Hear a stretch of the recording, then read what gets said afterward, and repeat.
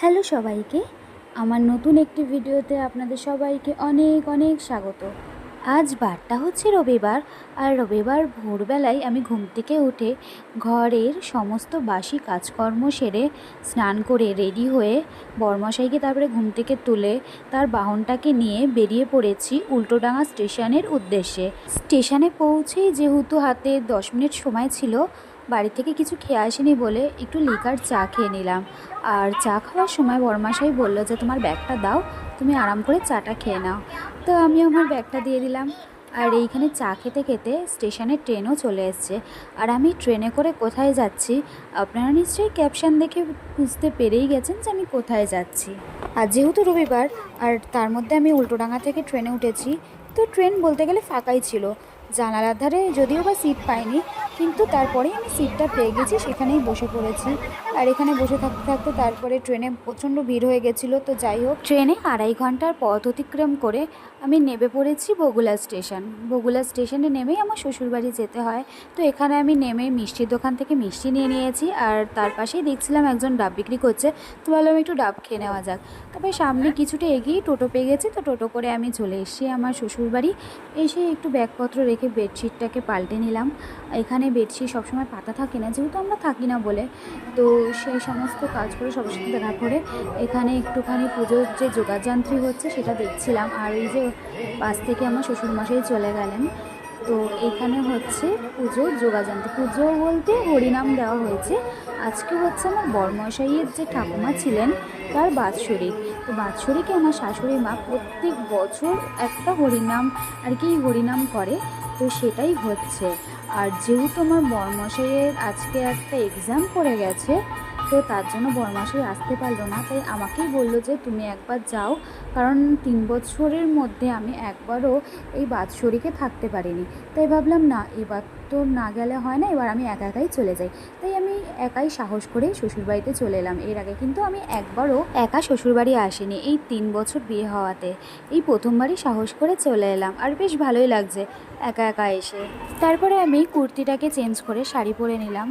ও তার আগে আমি ভাতও খেয়ে নিয়েছিলাম, ডাল আর ওই সবজি ছিল আর ভাজা ছিল।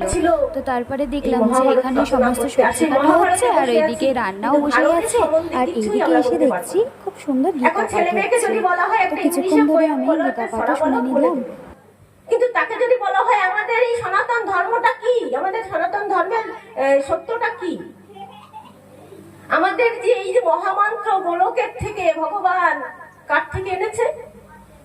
গোলক বৃন্দাবন থেকে শ্রীমতী রাধা রানীর কাছে যে আমার গৌর হরি বলে, রাধে দেও ওই প্রেম ধন, ওই প্রেম ধন না দিলে কলির জীব উদ্ধার হবে না। এই প্রেম ধন ভিক্ষা করে এনেছে, একটি মিনতি করে আমার প্রাণ গোবিন্দ আমার কার থেকে এনেছে? রাধা রানীর কাছ থেকে এনে এই গোলকের নাম এনেছে কোথায়?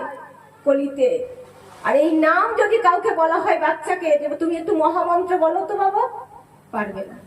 সে ইংরেজিতে অনেক কিছু বলে দিচ্ছে, কিন্তু সে আমাদের এই মহামন্ত্রটা ভুলে গেছে, শিখায়নি তো। তাই সর্বদা বুঝতে হবে, সত্য যুগে নারায়ণ ছিলেন, ত্রেতা যুগে শ্রীরামচন্দ্র প্রভু ছিলেন, দাপরে শ্রীকৃষ্ণ, এবং কলিতে রাধা কৃষ্ণ যুগল দেবানন্দে হরিবল হরিবল। বেশ ভাল লাগছিল গীতা পাঠ শুনতে, কিন্তু প্রচণ্ড ঘুম পাচ্ছিল বলে বেশিক্ষণ ধরে বসে থাকতে পারলাম না, কারণ আমি 5টারও আগে উঠেছিলাম। তো এখানে এসে আমি শুয়ে থাকতে থাকতে ঘুমিয়েই পড়েছিলাম। তারপরে এসে আমাকে আমার শাশুড়ি মা ডাকলো। ডাকার কারণ হচ্ছে এখানে যে আমাদের ওই হরিনাম করছিলেন, তো তার ইচ্ছা ছিল আমাদের 2 বউকে একটু তিলক সেবা দেবে, তো ওনার ইচ্ছা এটাই ছিল। তো আমরা রেডি হয়ে চলে এসেছি। রেডি মানে কি, আমি ঘুমিয়ে পড়েছিলাম, একটু শাড়ি এলোমেলো হয়ে গেছে। তো শাশুড়ি হয়েছিলেন যে ও তো খুব একটা শাড়ি পরে না, শাড়ি পরতে পারে না, তাই আর কি বললো ভাল লাগছে, এই সমস্ত কথাই হচ্ছিল।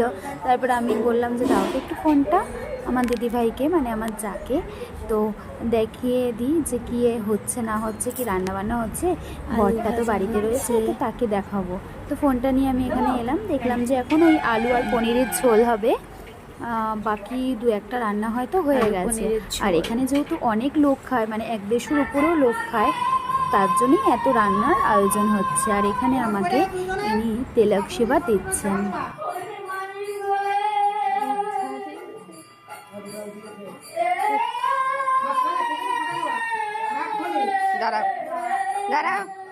আমি কিন্তু এই প্রথমবার তিলক সেবা নিলাম, আমার কিন্তু প্রচণ্ড ভালো লাগছে। তারপরে উনি বললেন যে মাঝখানে একটা লাল টিপের বা সিঁদুরের ফোঁটা দিয়ে দাও, তো আমি তাই করে নিলাম। আমার কিন্তু বেশ ভালো লাগছিল, আর এখানে হরিনামও হচ্ছে। আর আমি না প্রথমবার তিলক সেবা নিয়েছিলাম, এত যে ভালো লাগছিল মানে বলার বাইরে। আমার তো মনে হচ্ছিল যে তিলকটা আর ওঠাবোই না, কিন্তু বাড়ি এসে যখন স্নান করেছি তখন তো এমনি ধুয়ে গেছে জলের সাথে। আমার এই ভিডিওটায় আমি যদি কিছু ভুল ত্রুটি করে থাকি বা কিছু ভুল বলে থাকি, আপনারা যারা আমার ভিডিওটা দেখছেন, যারা এই সমস্ত বিষয়ে জানেন, তো আমাকে অবশ্যই কমেন্ট করে জানাবেন যে আমি কোনটা ভুল বললাম, কোনটা মানে আমার ভুল হয়েছে। আমি সেটাকে শুধরে নেওয়ার চেষ্টা করব বা সংশোধন করার চেষ্টা করব। কারণ আমি এই হরিনামের বা এই তিলক সেবার কোনোটাই সেভাবে আমার জানা নেই। তো আমি যেটুকু জানি বা যেটুকু শুনেছি সেটুকু দিয়েই আমি কথাগুলো বললাম। তো এখানে হরিনাম প্রায় শেষ হওয়ার পালা। তো এখানে হরিনাম শেষে সবাই একটু নাচানাচি করছে, কিন্তু আমি এতটাই ক্লান্ত ছিলাম, আর আমার বাড়ি যাওয়ারও পাড়া ছিল, মানে সন্ধ্যা সন্ধ্যা হয়ে এসছে, 5:30-6টা বাজে, আর আমার বাড়ি ফিরতে হবে। তাই ভাবছিলাম এটা শেষ হলে, মানে হরিনাম শেষ হলে আমি বেরিয়ে পড়বো। কিন্তু আমার শ্বশুরবাড়ির লোক, মানে আমার শাশুড়ি মা, শ্বশুরমশাই, আরও বাকি যারা আমার ওই দিদিভাই ছিলেন, আরও যে সমস্ত আত্মীয় ছিলেন, তারা কোনোভাবেই আমাকে আসতে দিতে চাইছিলেন না। কিন্তু যেহেতু আমার বড়মশাই পরের দিন অফিস ছিল, তো আমাকে ব্যাক করতেই হতো। আর এখানে সবাই খেতে বসে পড়েছে, আর আমাকেও খাওয়ার জন্য বলছিল, কিন্তু আমি যেহেতু অবেলা হয়ে গেছে, খাবো না, আর এতটা ট্রেনে জার্নি আছে, তো তার জন্য আর খাইনি। আর আমার শাশুড়ি মা এখানে এই এক ব্যাগ খাবার পার্সেল করে দিয়েছে আমার আর আমার বরমাসের জন্য। আর এখানে আমার ভাসুর ট্রেনে উঠিয়ে দিয়ে গেছিলো ওই ভায়না স্টেশন থেকে। তারপরে আমার বরমাসে আমাকে উল্টোডাঙ্গা স্টেশনে এসে নিয়ে এসেছে বাড়ি। আর আসার সময় একটু ফুল ফল এইসব নিয়ে এসেছি, আর বুঝির জন্য একটা তরমুজও এনেছি। ও তরমুজটা খেতে যেহেতু ভালোবাসে, আর আনন্দও পাবে আমাকে যেহেতু সারাদিনও বাড়িতে পাইনি। আর এখন বাজে ওই 10টা মতো, এই ফিরলাম আমি বাড়ি। তো আজকে এই ভিডিওটা এখানেই শেষ করলাম। টাটা সবাইকে।